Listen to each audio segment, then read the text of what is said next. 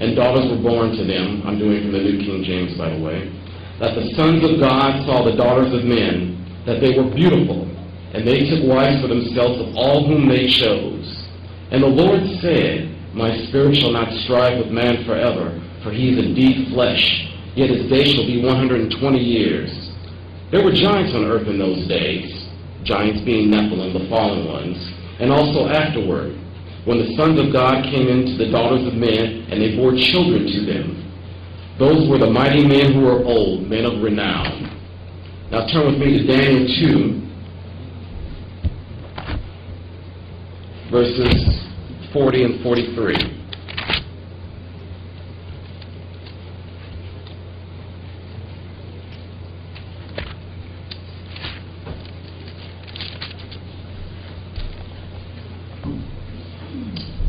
And the fourth kingdom, as we know that it is going to be the New World Order, the rise of the revitalized UN, shall be as strong as iron, inasmuch as iron breaks in pieces and shatters everything. And like iron that crushes, that kingdom will break in pieces and crush all the others. Whereas you saw the feet and toes, partly of potter's clay and partly of iron, the kingdom shall be divided. Yet the strength of the iron shall be in it, just as you saw the iron mixed with ceramic clay. And as the toes of the feet were partly of iron and partly of clay, so the kingdom shall be partly strong and partly fragile. As you saw iron mixed with ceramic clay, they will mingle with the seed of men, but they will not adhere to one another, just as iron does not mix with clay.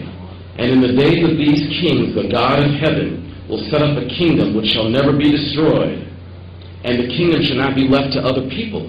It shall break in pieces and consume all these kingdoms, and it shall stand forever.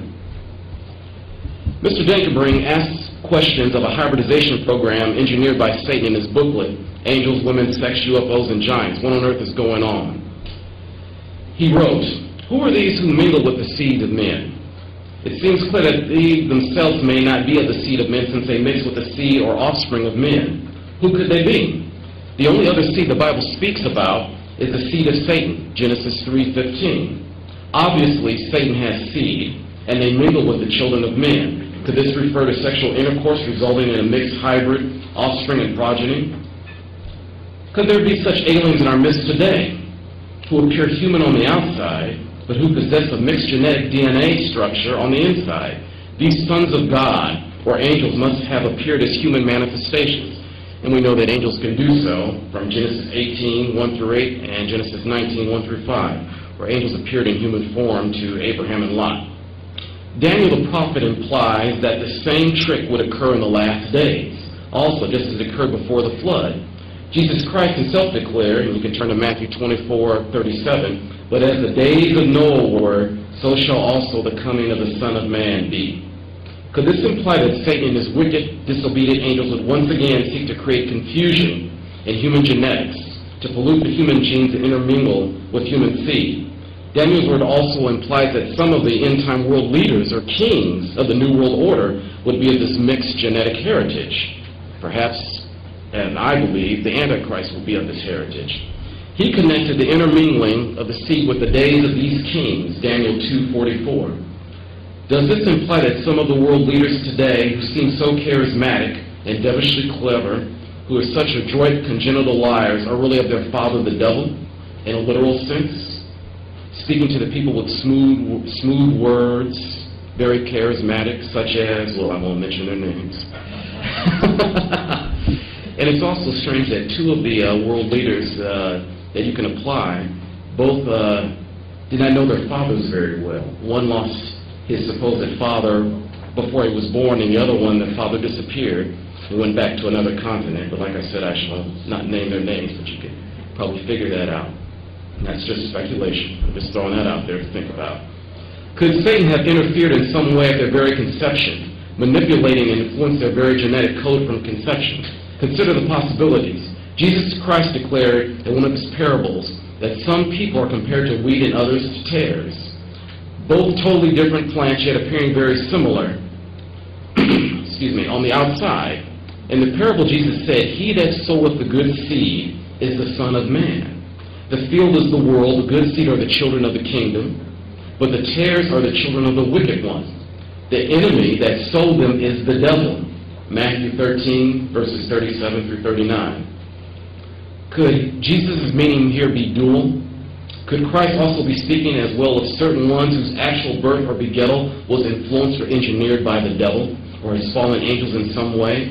Could Satan's rebellion against God also include experimenting with human genetics in the womb of certain unsuspecting women, or some women that wanted to go along with it through occult practices, causing some to be impregnated by Satan or one of his fallen angels at conception by their own tainted or manufactured seed? If this is true, then we would have both genetic seed and spiritual seed of the devil alive and in the world today, and under his influence and doing his mischief.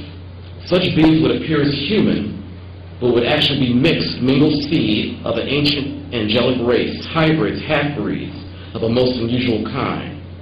There's a chilling book entitled The Threat, The Secret Agenda by Dr. David Jacobs, a professor at Temple University. He's been researching the alien abduction phenomenon over 35 years. I want to give you a brief synopsis of what he has said about that.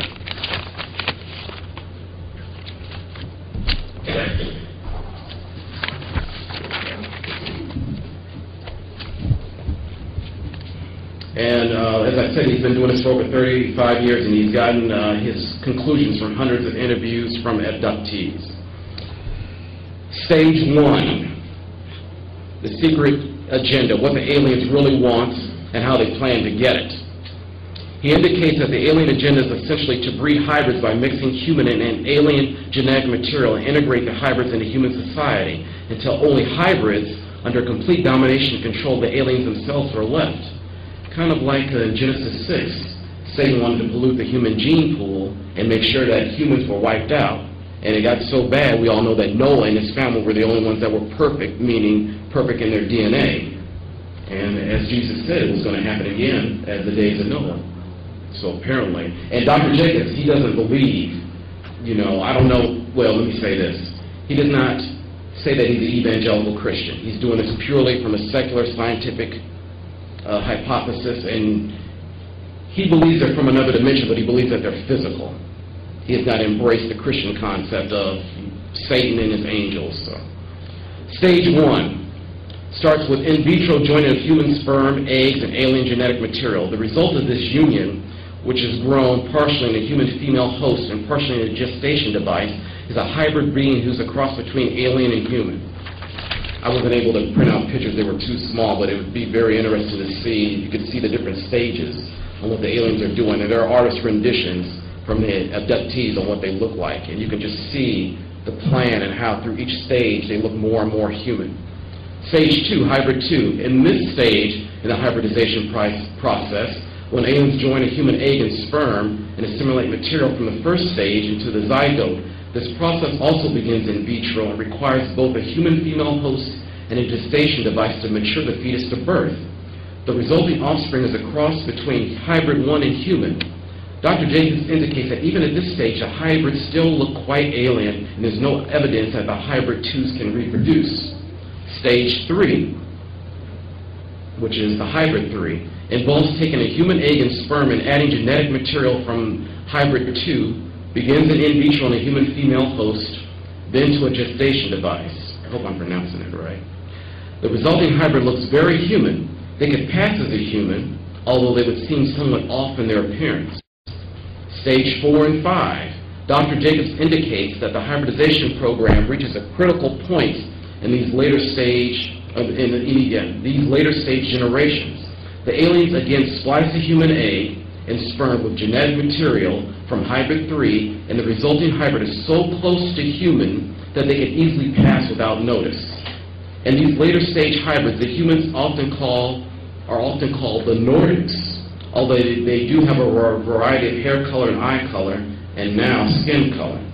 So they don't necessarily have to be white with blonde hair and blue eyes. Some have been Indians or Africans or Hispanics. The aliens are getting better, or Satan is getting better in his capacity as a super scientist through the generations. That's what I'm getting from what Dr. Jacobs is saying. Like I said, he doesn't bring up Satan or the angels at all. Each stage of hybridization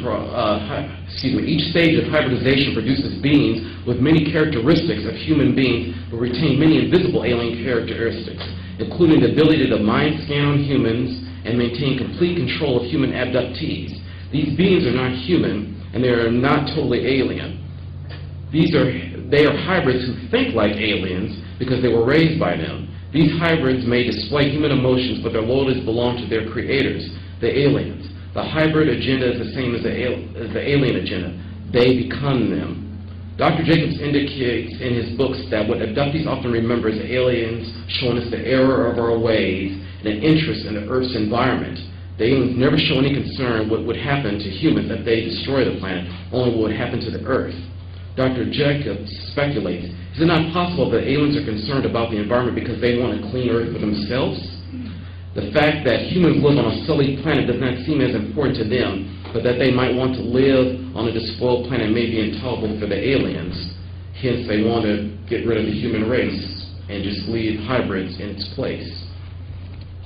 Dr. Jacobs indicates that the evidence suggests that the aliens' ultimate goal is integration into human society, and all their efforts and activities appear geared toward complete control of humans on Earth. He outlines 4 programs that aliens have put into effect to achieve their goals: the abduction program, the breeding program, the hybridization program, and the integration program. They have used the new age to band together into almost cult-like groups to defend themselves from their detractors. Researchers and abductees who have come to different conclusions about the abduction phenomena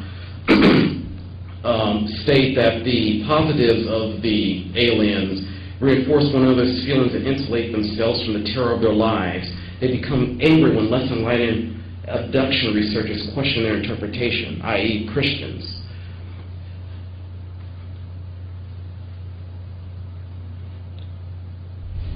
I want to get to, I know I don't have much time. I don't want to turn this into a full-fledged sermon. The aliens have suggested, according to Dr. Jacobs, that the time is not far off where their programs will end and they will achieve their goal. These beings repeatedly warn that something catastrophic will happen, and there will be mass terror and confusion, and the aliens will intervene. They state that this mass terror and confusion can come from a major economic upheaval in the world, or a future world war. Jacobs indicates that the aliens only refer to what will happen in reference to the abductees, but fail to mention or show concern for non-abductees. Various abductees have been told by the beings that some abductees will be needed for further breeding purposes, but what will become of the rest of the human population? In his closing statements, Dr. Jacobs expresses deep concern and fear for the future. He points to the futility of stimulating the scientific community to take a serious look at this phenomenon. Even many UFO researchers have ignored or dismissed the abduction phenomenon since the late 1940s. Jacobs sighs, "It is clear that unless there is a dramatic, irrefutable public event, the scientific community is probably not going to research the UFO phenomena, regardless of how important the subject is. And even if the scientists now decide to conduct serious research, it may be well too late." Evidently, he does not have faith or trust in Jesus Christ, because there is hope and the bad guys lose. In the final stages of the alien agenda, humans will be slowly phased out while the hybrids are phased in. Memories of loving mothers, fathers, freedom of choice, and religion will be replaced by a groupthink under the umbrella of a world government and a world religion. It is clear that the alien agenda depends on secrecy. There is strong evidence that human beings are the products of alien intervention in our evolution, something that has been going on for 10,000 of years, so they say. We know that is not true. Greater intelligence and capacity for telepathic communication could be desirable attributes that we should embrace, they tell abductees. So they offer them power. And for that power, women and men give their bodies up for the hybridization process. Okay. In conclusion, what can one do to stop any alien abduction or encounter with a gray Nordic or reptilian? It's simple, yet very few people utilize it. It is the name of Jesus Christ. Speaking from personal experience, As a young kid, I was heavily involved in the occult. I remember the died while pursuing a robbery. He got hit by a